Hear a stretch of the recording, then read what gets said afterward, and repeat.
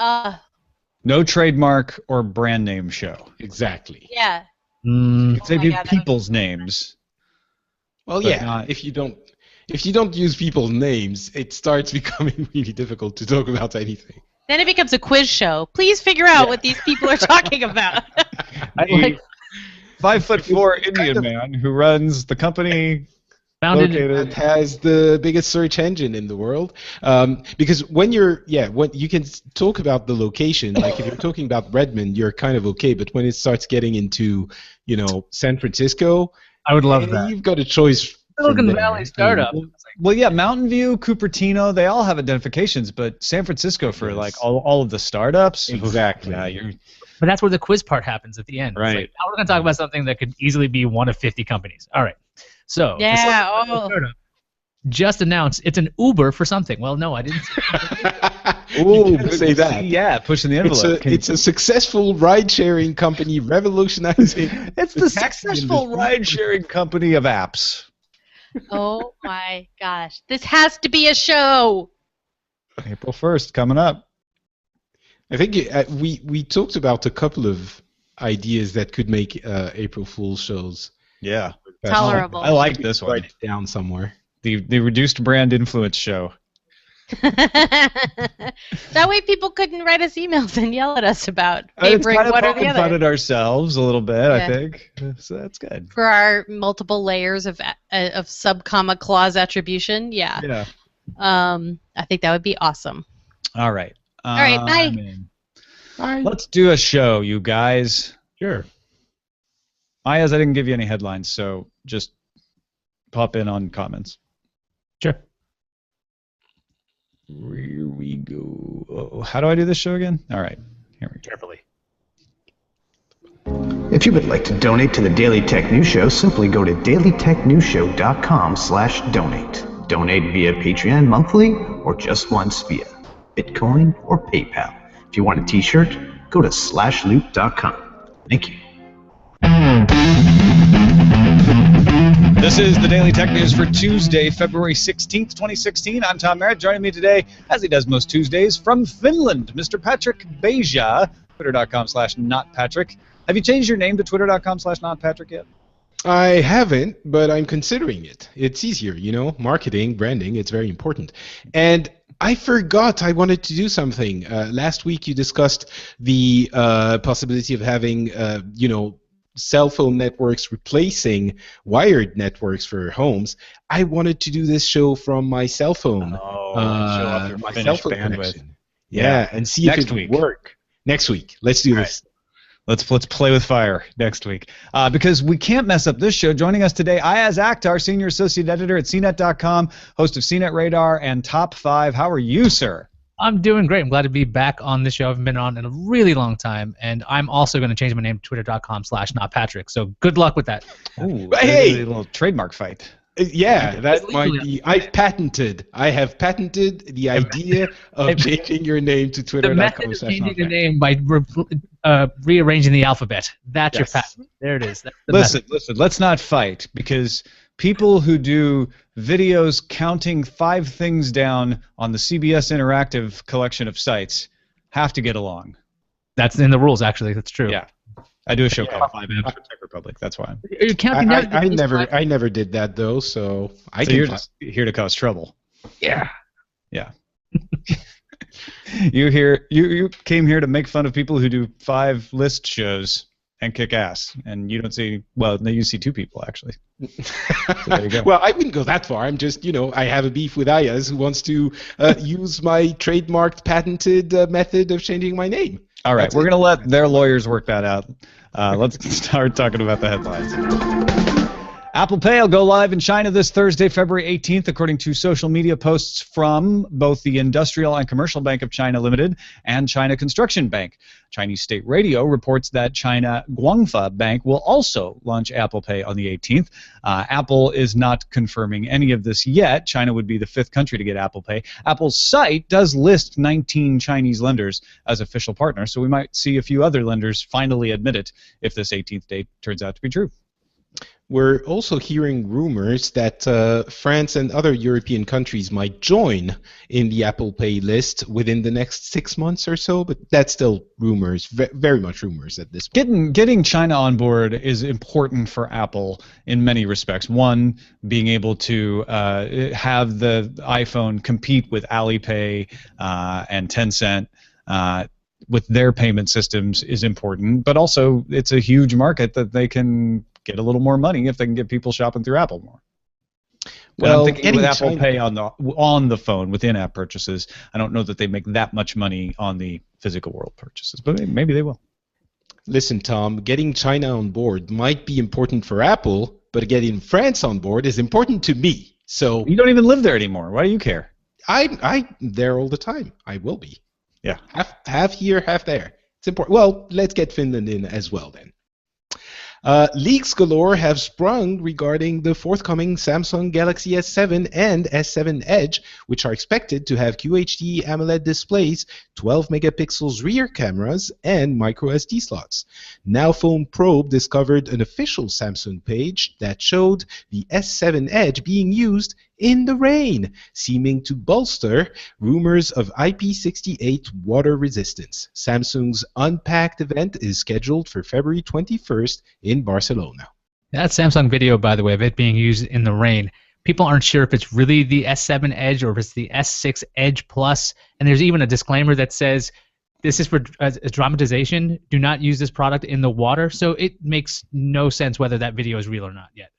It's a really good point. And guess what? We'll find out February 21st, whether any of this is true or not. Yay. Yeah. Yay. Silk Labs, co-founded by former Mozilla CTO Andreas Gall, launched a Kickstarter for a connected home camera hub called Sense today. That's S-E-N-S-E. It works with major brands like Philips Hue, Lifex, Nest, Sonos. They want to add more as they go forward.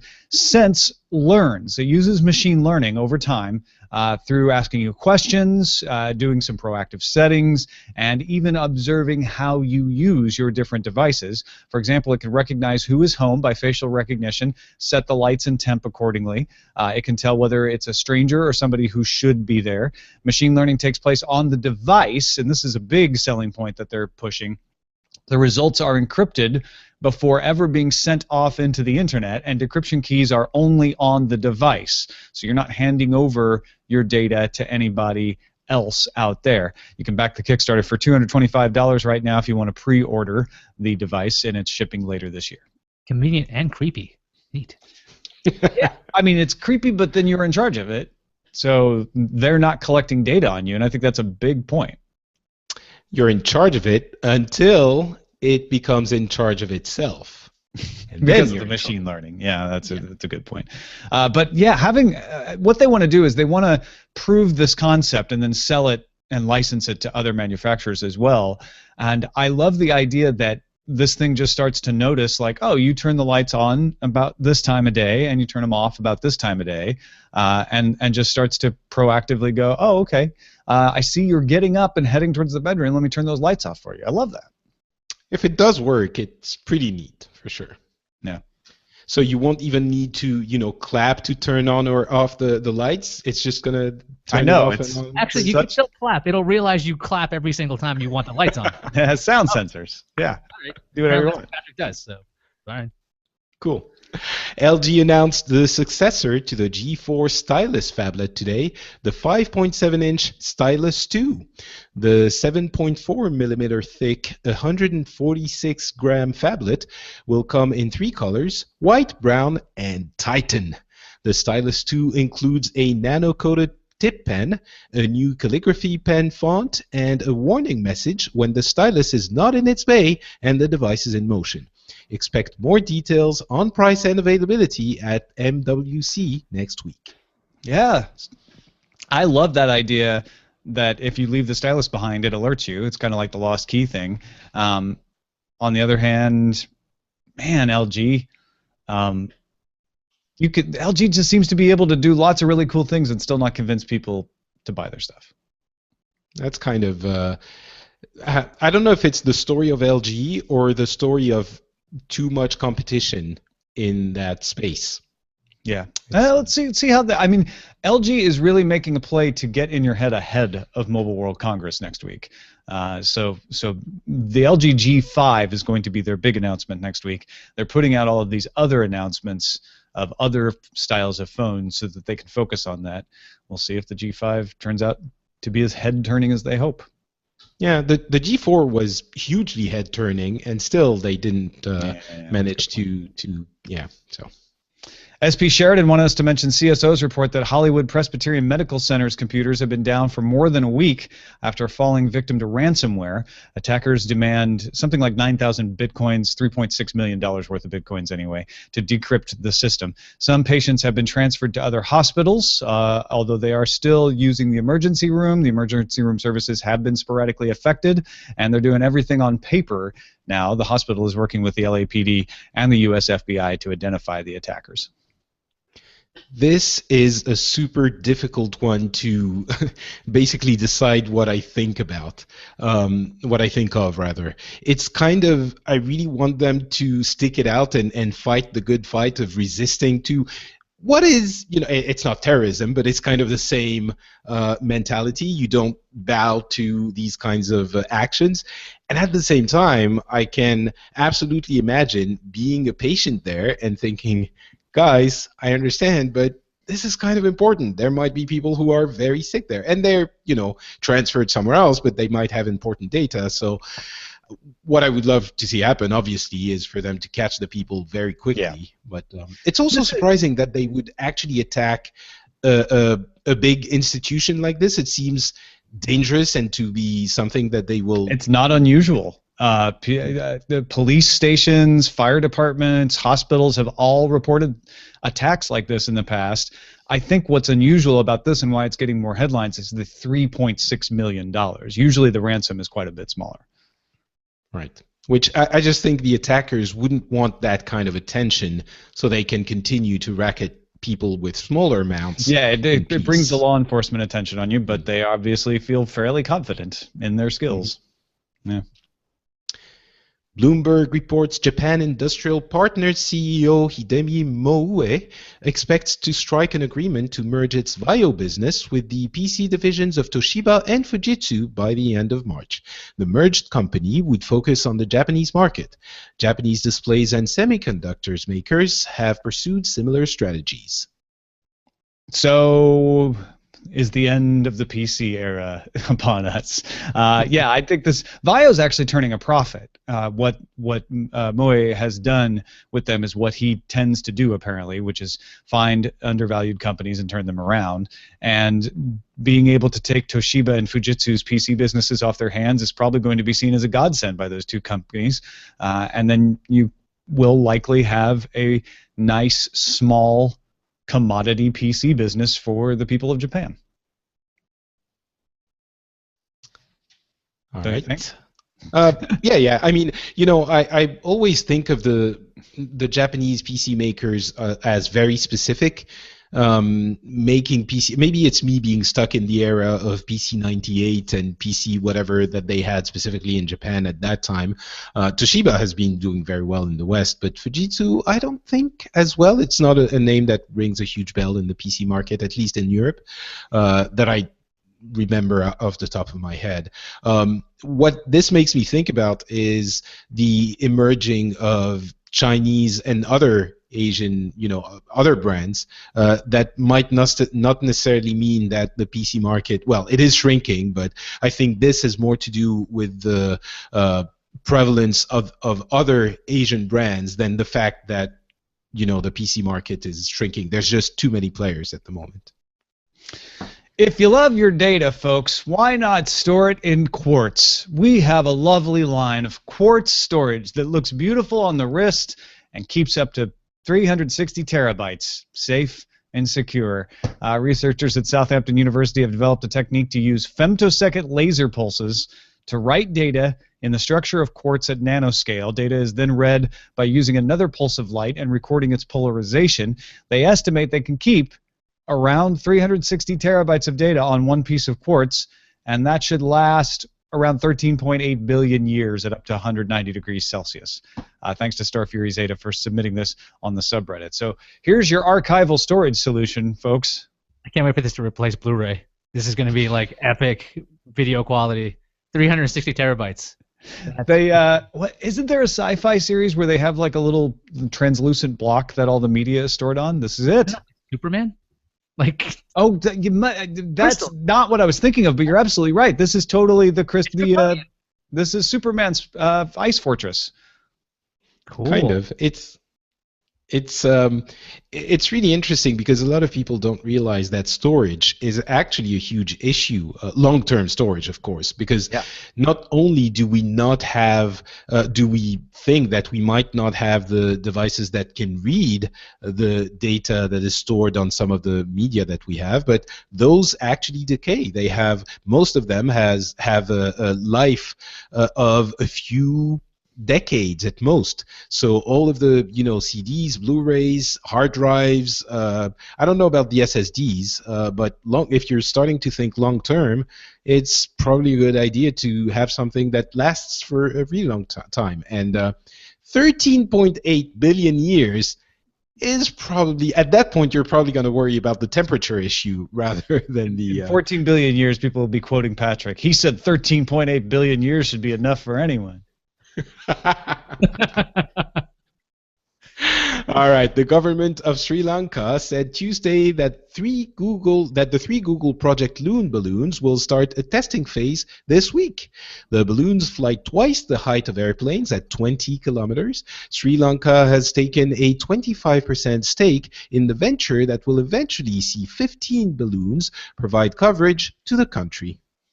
Yeah, so this is an island nation, and getting good coverage out there. I mean, they theoretically have 95% coverage, but getting good bandwidth to the island has been an issue. So the government of Sri Lanka has been very enthusiastic about cooperating. It will be really cool to see if this takes off, so to speak. Also, Project Loon is actually becoming a reality. I mean, on the verge of becoming an actual usable reality. Do you remember? It was what? It seems like it was just a couple of years ago that Google unveiled Project Loon. I'm sure it was actually longer ago, but it seems like it was a couple of years ago. And we looked at this, and it was like, what is this crazy, ridiculous thing that Google is cooking up now? So it's really neat that they're actually making it a reality. Doctor. Oh, go ahead, Iyaz. Sorry, I was looking it up. It was officially launched or announced in 2013, so it has been a couple of years.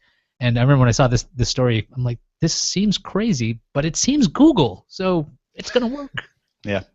Well, it's Alphabet now, but still, same thing. Doctors at the Wake Forest Institute for Regenerative Medicine announced Monday they've managed to print living tissue and organs that function properly in animals, specifically a human ear that formed blood vessels and cartilage when implanted under the skin of mice. The article is in the latest issue of Nature, titled A 3D Bioprinting System to Produce Human-Scale Tissue Constructs with Structural Integrity. And in the article, they say they've printed muscle, bone, and ear tissue so far. The Integrated Organ and Printing System, or IOPS, uses biodegradable plastic-like material for the structure and water-based ink to hold cells and microchannels. I don't know if this is incredibly exciting or kind of a little bit scary. I guess both, because anything like that is going to be a little bit scary when you start thinking about, growing ears on mice. But ultimately, it's probably very exciting. It's exciting to me to be able to reprint organs. Huge. I mean, we're able to do things like, we can print liver material or cardiac material, but this is a little bit different here. If I've got this right, they're printing the structures, the underlying structures of an entire ear, and then able to have it attach and have blood flow through it. Now, granted, a mouse doesn't need a human ear on its back, which I think is what they're doing here, but that's a way to just prove its viability, and then human trials would eventually be able to show whether it can be accepted by a human host. Agreed. Although you don't actually know that a mouse doesn't need a human ear on its back. Maybe. I think I do. I think I know that. All right. I'll give you that one, Merritt. GameStop. Maybe I can't prove it, but I feel confident in my assertion. GameStop CEO Paul Raines told Fox Business Channel Monday that GameStop would begin selling PlayStation VR, quote, this fall, end quote. Sony previously said PlayStation VR would come out in the first half of 2016, and Sony told Ars Technica that the remark should be treated as speculative comments and that no date has been announced. It would seem like if Sony was actually planning on releasing the PlayStation VR by the end of the semester, let's say, around June, we would have heard about it a little bit more, even if it wasn't official, maybe some kind of leak of some manufacturer somewhere. But it's possible it's still going to happen, but it would seem to indicate that it might get pushed just a little bit. Well, and it would seem like the GameStop CEO would be under the misimpression that it was coming out soon rather than coming out in fall, if that was the case. Now, granted, he said in the same interview he doesn't have any deals struck with the Vive helmet or Oculus, and GameStop wants to be your one-stop shop for VR. So maybe they're having problems striking deals here. I don't know. Could it be both true? Like maybe that GameStop won't have it till the fall, but Sony would release it to other maybe online shops and other venues before GameStop if there's any issue between the two. So maybe they're both true. I'm just trying to figure how could this make sense. Yeah, that's another possibility, right? Is that Sony does some kind of limited release of it, maybe direct to consumers, or maybe in a partnership with one or two retailers. I don't know. We'll have to wait and see. And we will see what you want us to talk about tomorrow at our subreddit, dailytechnewsshow.reddit.com. Get in there and do some voting, do some submitting. Let us know what kind of stories you'd like us to talk about. We got more than 5,000 people in there, so we pay attention to it. We also pay attention to other things because there's way more than 5,000 people listening, but the more people that get in there, the more helpful it is. dailytechnewsshow.reddit.com, and that is a look at the headlines. All right. So Patrick was talking recently with Scott Johnson about Total Biscuit, the very well-known YouTube game. I don't know if he's a reporter, game coverer. Oh, he's a pundit. YouTuber. I think it's the official term.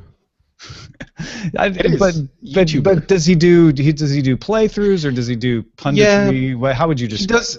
Yeah, he does both commenting and let's plays, basically. He's a very well-known personality in the YouTube gaming world. He also, very sadly, has been diagnosed with cancer, and he has decided to leave social media because of he's kind of done with it. During the BAFTA Awards this week, the host of the awards, it's a British Film Award show if you're not familiar, Stephen Fry, who's a longtime host of the BAFTA Awards, made a joke about a costume designer that he's friends with, he says, Jenny Bevan, using the term bag lady. Bevan won the BAFTA for Best Costume Design for Mad Max Fury Road, and among the many critics of Mr. Fry on Twitter were not just average people, but fashion columnists, entertainment journalists, and so Fry has now said he's deactivated his Twitter account. He wrote a big blog post about how Twitter had become a stalking ground for the sanctimoniously self-righteous. He admits that not all people on Twitter are bad, but implies it doesn't take many of them to ruin it. And the list goes on. Adele left Twitter in 2012 after comments about her son. Lena Dunham left Twitter last year. She said she wanted to create a safe space for herself after posting a picture on Instagram of herself in a sports bra. Actor-writer Maya Lucas, performers Chris Brown and Kanye West have all left Twitter and then returned.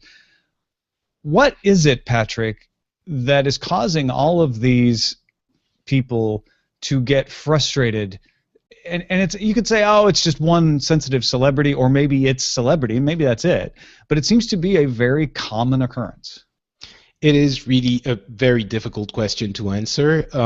I think it's very easy to think that people are being too sensitive, that you should just, not listen to the negativity that is around social networks, and especially Twitter, which is very public. A lot more often than Facebook or even YouTube, where negative comments happen as well. But I think it's very hard to understand the kind of impact the constant toxicity and negativity has on your well-being when you're not subjected to it. And I can only imagine how it feels for these people who have a lot more active community than I do, or than we do, because actually, that's also part of the conversation. Surprisingly, I feel that my community and our podcasting community is very supportive and very kind and very positive. But even in that context, when there's just a couple of comments that that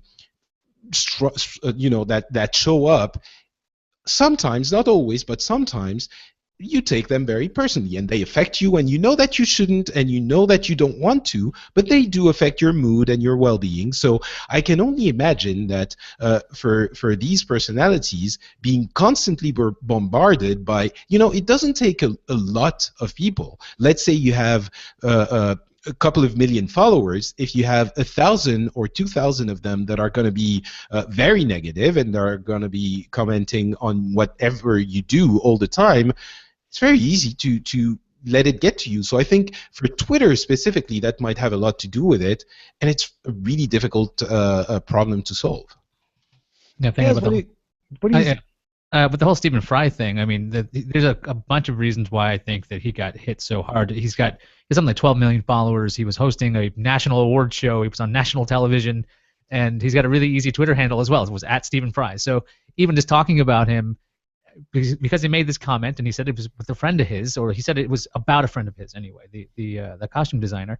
So he didn't think it was insulting to call her a bag lady, but it could be taken wrong. But so the amount of immediate feedback he must have received right away, and because if you got Twitter on your phone, if you got it on the web, whatever, you're going to see tons and tons of those kinds of replies. And like Patrick is saying, I'm thinking about that negativity, that feeling. And I think Fry even explained that his leaving Twitter is more like a relief than it is like I'm doing something bad, or I'm doing something that's not socially acceptable. I'm somewhat lucky. I've @Iyaz on Twitter, and there's a singer who by that name, and he doesn't do anything stupid as far as I know yet. He does do a lot of tracks, and he does a lot of radio appearances. So I'm like, hey, look, @Iyaz is at the radio station. And I'm like, no, I'm not, guys. That's @Iyaz Live. He's a really cool guy. Actually, he follows me on Twitter because we have these conversations every now and then of like, yeah, it's not me. So thankfully, I will do nothing stupid, hopefully, too publicly, and he will do the same kind of deal. But to have something as big as @Stephen Fry, that could be a problem. Yeah, but I think you're absolutely right. At the same time, somebody who was the host of the Golden Globes, who went off the rails and was just intentionally as offensive as he thought he could get away with. Was it Ricky Gervais? Yeah. He didn't go quit Twitter, and I bet he got loads of hate. Maybe he doesn't use Twitter. Maybe that's the thing. I think it takes a couple of things. I think that you have to have loved the interaction to have it, when it turns against you, becomes so painful that you would write things like Stephen Fry. It's the room had started to smell really quite bad, and he waxes eloquently about the early days of Twitter. I think it's when you're getting positive interactions with people, it's like crack.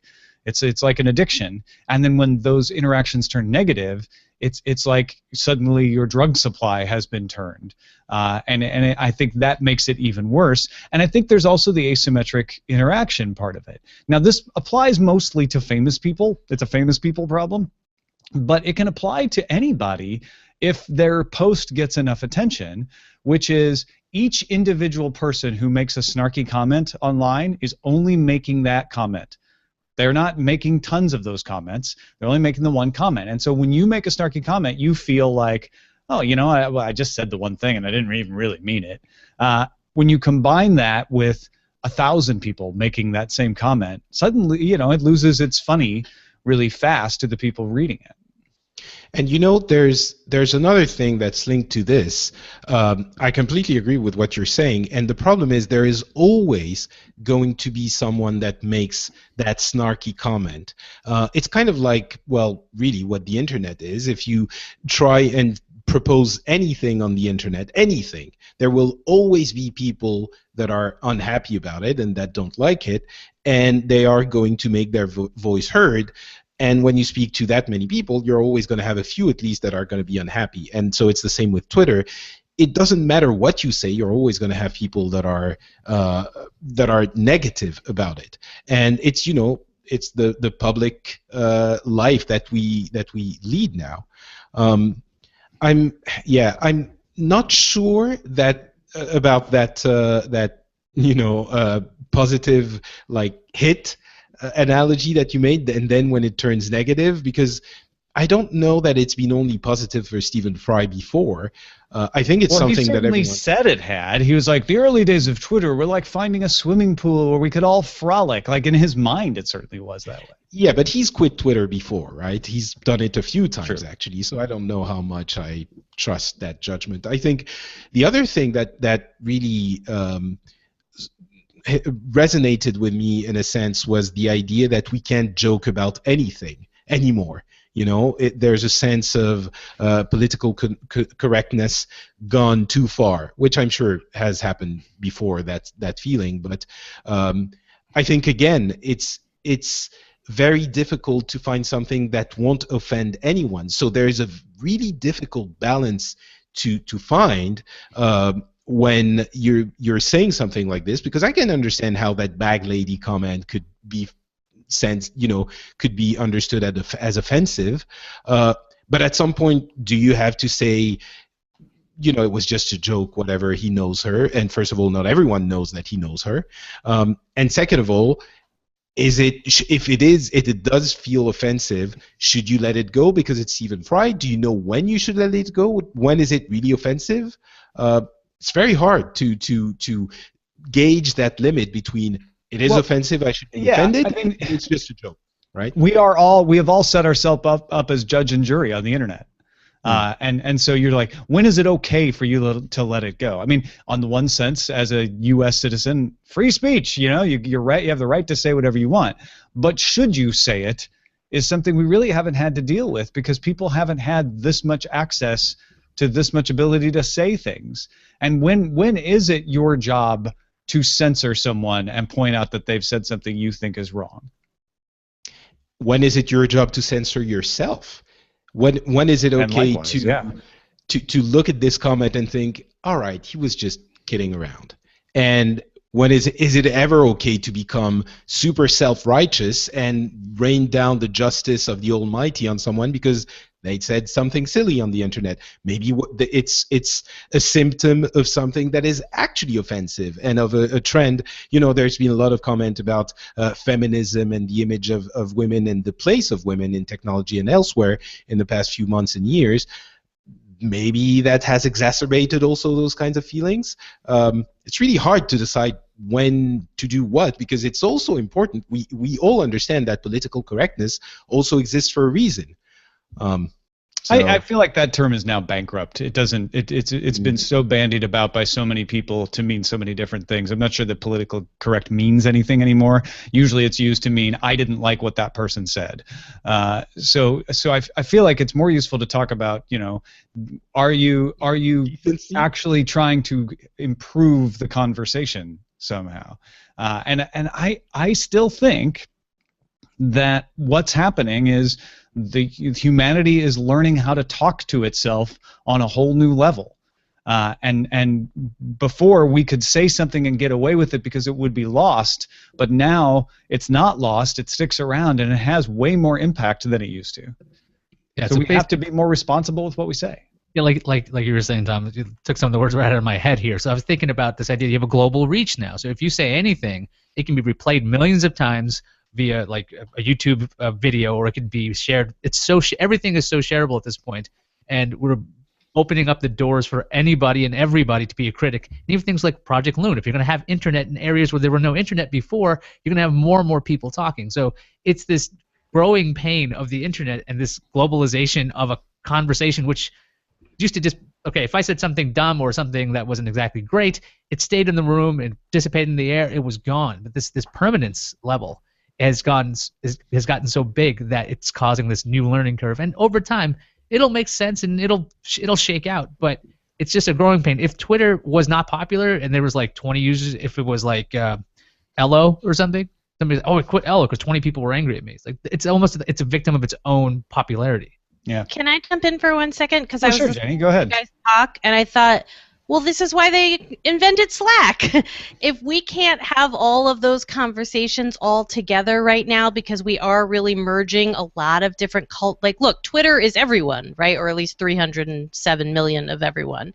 That's a really large sample size of people, and they don't all think or agree and feel the same way. Like what someone might view as offensive might not be offensive to a comedian whose job is to say whatever they think is funny, regardless of the offense. And so maybe we just need a couple more smaller, carefully crafted communities with their own rules to work some of this stuff out. And it is. I think so. It just struck me as like, well, maybe we're going to find another solution that just a little better allows us to be ourselves in our whatever off-the-cuff way in a safer space. And those have existed for a long time. Yeah. IRC chat rooms, private forums. Facebook itself is actually a bunch of private conversations because things aren't by default open to everybody else. So I think that is a fair point to say that there are also other conversations happening where people can get some practice.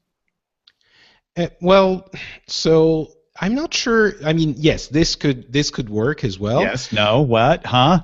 But, however, I would really love for Twitter to exist in a way that is less toxic, and to some extent, I think it is possible. And I think all of us here in the podcasting world are kind of showing it. I alluded to it earlier, but certainly, I mean, it's my experience. You guys can tell me if it's yours as well, but in our admittedly much smaller community, I have an overwhelming majority of positivity. I never encounter the kind of vitriol that people like Total Biscuit or, maybe people that have more followers have to deal with. I think it might have to do with the kind of personality and discourse that we try to encourage ourselves. We're certainly, I feel, a lot more measured, and we try to be at least very reasonable in the things we discuss and the way we discuss them. Total Biscuit, to talk about him again, because he just quit Twitter, and he's got a lot going on in his life, but he is a very assertive person, right? He tells it like it is, and he sort of takes people. He doesn't take. He's a S from it, right?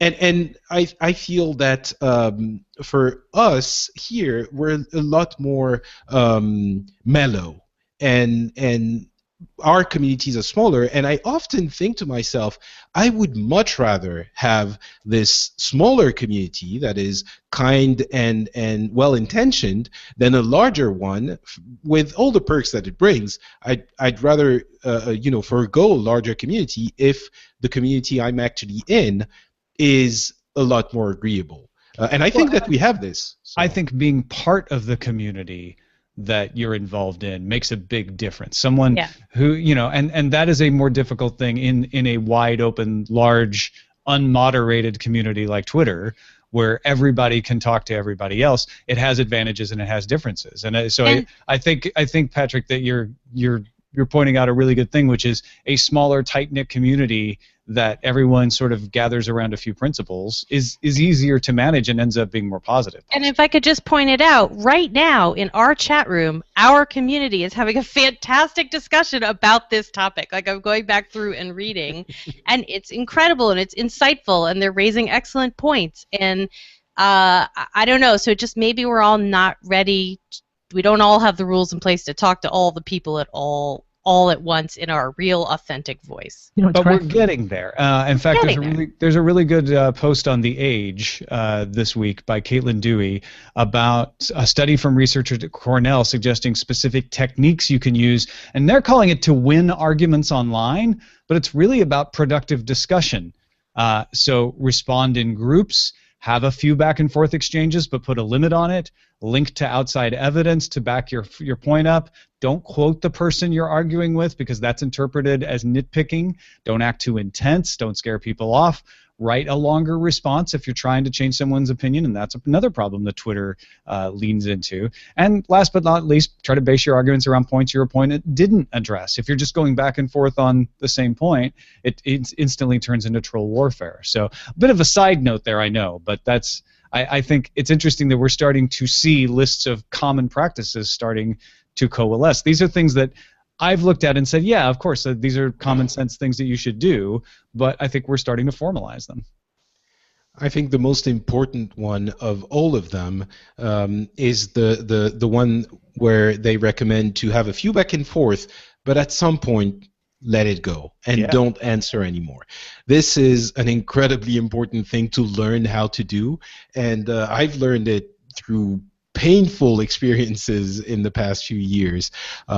If I can share, basically, the most convincing way that I saw this was the way Blizzard, my former employer, and I noticed that before I even started working there, they would address the admittedly very passionate community on their forums. They would go into a topic, state their opinion or their reasoning behind something that had happened in one of their games, and then refer back to it if needed be, but not constantly re-explain and re-engage with people, because you have to answer, you have to address an issue, but then you shouldn't keep going back because there is always going to be someone that is circling around and answering again and again, so you'll never get out of it. And that's why we're going to give the last word to Iyaz. When thinking about these ideas of having not giant global conversations, this unmoderated Twitter thing, I started to kind of laugh in my own head because what we kind of ended up describing was Google+. Right? Like circles and having groups that you guys agreed to what you're talking about. And I'm not saying this as a joke. I'm actually saying they were actually onto something. No, it's true. But like Google+, which is not exactly the most, it's not the #1 social network in the world, but it does have a lot better discourse I've seen compared to other places. So maybe they were onto something there. Yeah, I have to admit, I've had some. The last word was going to Iyaz. Word. Fine. I was agreeing with him. That's it. Still.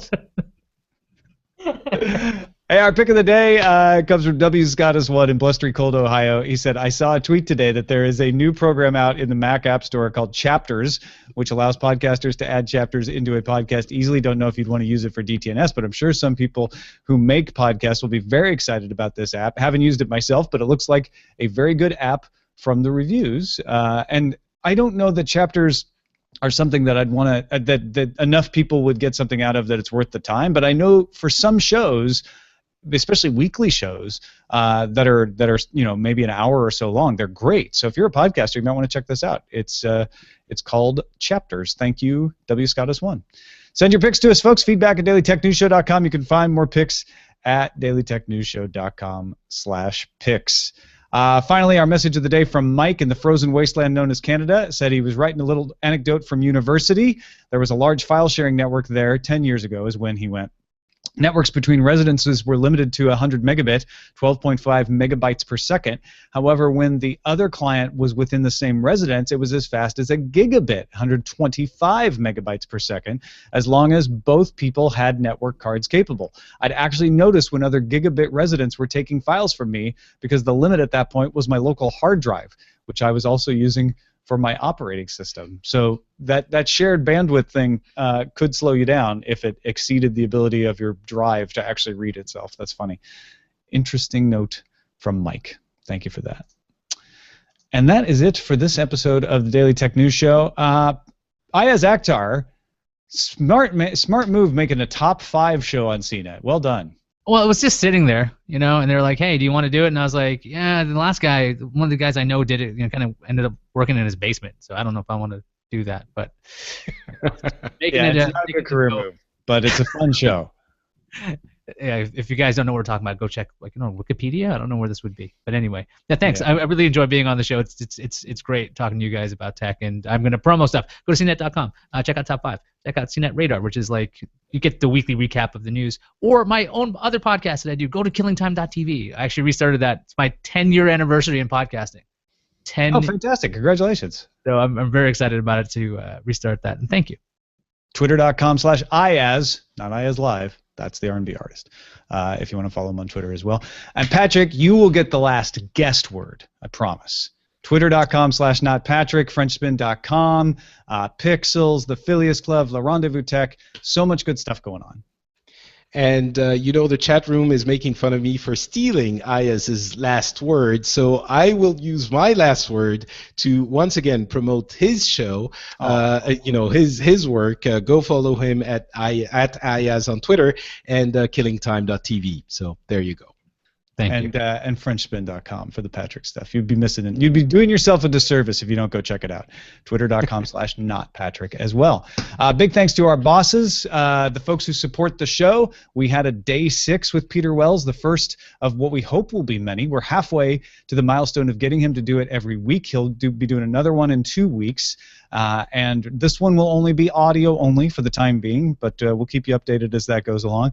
And we may have a day 7 in the works as well. So let us give us a little value back. Let us know what we're valuable to you by going to patreon.com/DTNS. Our email address is feedback@dailytechnewsshow.com. You can give us a call, 512-59-DAILY. That's 512-593-2459. Catch the show live Monday through Friday at 4:30 p.m. Eastern at alphageekradio.com and diamondclub.tv, and visit our website, dailytechnewsshow.com. Back tomorrow to talk VR headsets with Aaron Carson from Tech Republic and Scott Johnson. Talk to you then. Here's Scott. This show is part of the Frog Pants Network. Get more at frogpants.com. Diamond Club hopes you have enjoyed this program. Good show, you guys. That was fun. That was a great show. It was very enjoyable. Good topic, Patrick. Good topic idea. Cool. I'm happy. I wasn't sure how it was going to turn out, but it always turns out genius because we do it.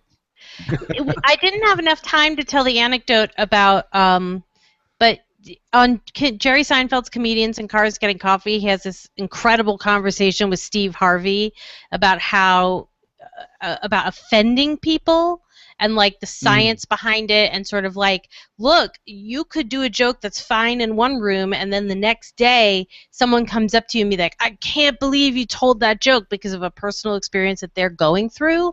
And it made me realize that like comedians are the only people who can use Twitter, like comedians and PR companies, because otherwise it's comedy rules. Like, you cannot tailor your material and yourself to the earth, which is essentially a percentage. Twitter's audience is a wide percentage thereof. So it's interesting. So you just laid down a solution for everyone. Just everyone become comedians. Solved. Everyone's a comedian. Yeah. That's not a bad way to go. I agree. I don't know. Something funny about it. Tom. Except you, Tom. Tom just proved why that's not a good idea. Yeah, Big Jim and Matt still doesn't tweet. I know. I like Twitter Quitter.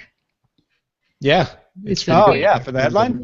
I really like Twitter Quitter because it rhymes. Should it be plural or just singular? No, Twitter singular. Twitter Quitter. Twitter Quitter. All right. Because Twitter's quitters is Should we spell it complicated grammatically. T-W-I-T-T-E-R? Should we? No, I'm just kidding. Twitter Quitter. Somebody had like something into the fryer. I just can't remember what it was.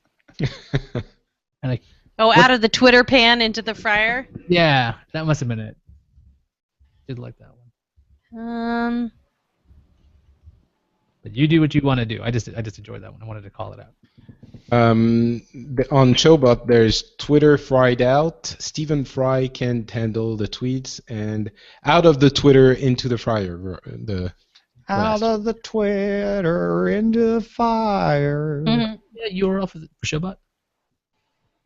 Oh, showbot.tv. Showbot.tv. Okay. Show me what your titles are. I'm gonna stick with Twitter Quitter if that's cool. That's yeah, I like it. Good job, Tinvec. You're all winners, though. You all get a trophy. You all get our thanks. Definitely all get our thanks. No, I think kind of like somewhere between what Jenny said and Patrick said about the size of the audience and the participation and the getting the audience being a reflection of the person you are. I think that there's something in there that's kind of the solution to this. I think the solution is just frog pants. Like it's I think what you're looking for is frog pants. But no, I'm making a joke for which I'm sure I'll be raked over the coals. I know.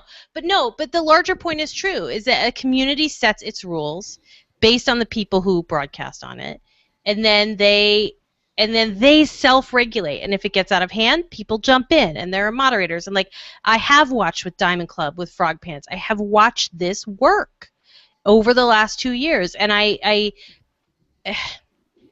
impressed with it, and I'm impressed with how there is a place for each type of conversation, and there's a place for each show's conversation, and there's a place to be respectful, and there's a place to be snarky, and there's a place to be all kinds of other things, and like that's just the rules. And I think that self-regulation is the key, even if the decision is to not self-regulate somewhere else out of the way. And I think what happens on Twitter sometimes, both on purpose and sometimes but just by accident because of the vastness of it, is that Stephen Fry was not acting as part of his Twitter community when he made the bad lady comment. But then a bunch of people on Twitter took it upon themselves to confront him there about it, which is perfectly reasonable. And he wasn't part of that community. It wasn't like, hey guys, you know me, it's Stephen Fry. Right. It was no, that's too far. And so if he had said, guys, you guys are right, maybe that was a little too far. But he didn't want to admit that, and that's where suddenly there's a break in the community. That's the other thing I guess I just realized is sometimes communities have fights. Healthy communities, right? And so how they grow. When you have an endless bar with endless tables and endless bottles to crack, like when that community has a fight, it can turn into a huge fight very quickly. Sometimes someone goes sliding down a very long bar. Keep going. Keep going. In Twitter discovering stuff. There's Kindergarten Cop 2 trending right now, which I didn't know was a thing. Yeah. Starring Dolph Lundgren. Nice. And not to, and then Paul McCartney really was trending, which scared me. Majored in chemical engineering. What was that? Dolph Lundgren. They used to see the commercial. It's like, I'm an intelligent man. I majored in chemical engineering, but I look like this, so no one takes me seriously. Paul McCartney's trending. Got gigs. The America meme is the America blossoming right now. Amazing. Yeah, I'm like, what's happening? It's amazing, actually. Speaking of comedians on Twitter, I'm not going to get into it. I'm going to let you all search for it yourselves, but it is a great multimedia meme. What is it? America. Yeah, America. Just look you could either start with Farhad or Andy Richter, and then go back a little bit in your Twitter feed, and you'll see what the source of it is. I found out of this because of Scott Johnson. I follow Scott Johnson on Twitter. There you go. America meme. I like that. Gonna try and assume that a 17-year-old intern has the password, and that Jeb is not nearly this reductive. Just a phenomenal tweet. Yeah. I'm a little bit offended by that America meme, just so you know. Are you offended on behalf of being French or a resident of Finland? On behalf of having many American friends, which make up kind of a large part of my... So you're white knighting your American friends? Yes, basically. Okay, good.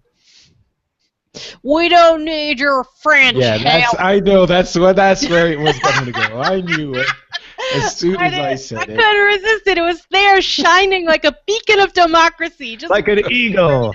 Punch it. America. But look at those. Some of them are actually, I want to jump in and say, no, there are also other things. We don't need you to rescue us in our infancy from the British. What? No, we needed that. We definitely needed that. Yeah, Oh, we did. that's Their what- arms. Okay.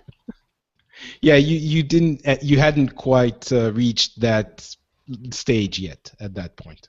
That's right. You We weren't. sure the know how to be rebellious grateful for teenager. it. Hadn't Oh, wait. discovered cowboys yet. Oh my gosh. My friends are going on a plane to Antarctica. Wow, that's What? cool.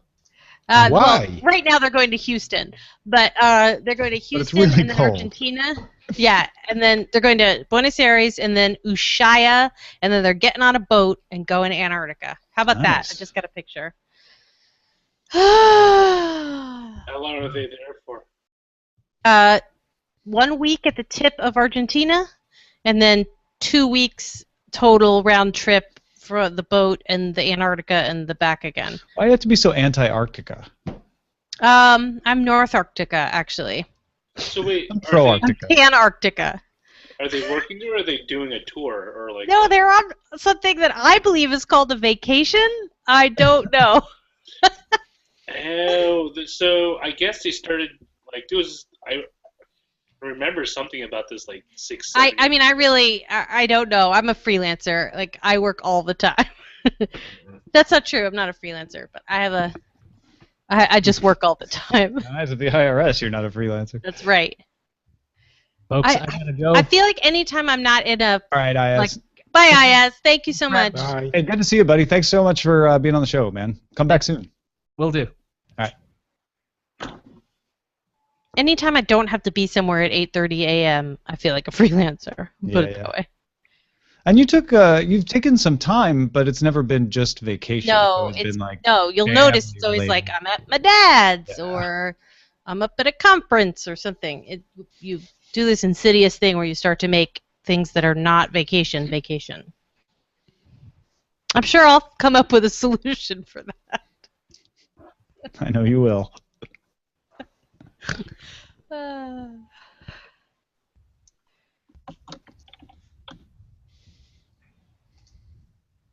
Oh, Ellie. So we booked Ben Howard to be on Current Geek this week. Great.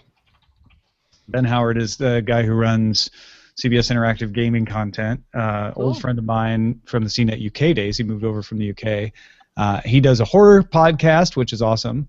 And Scott just responded, he's in. Let's do him solo. And so I'm going to respond, Ben or Han. Which means, do we stab him or push him off the bridge? Oh. All right. Well, that is it. Thank you, everybody, for watching. And we will see you tomorrow for VR Talk.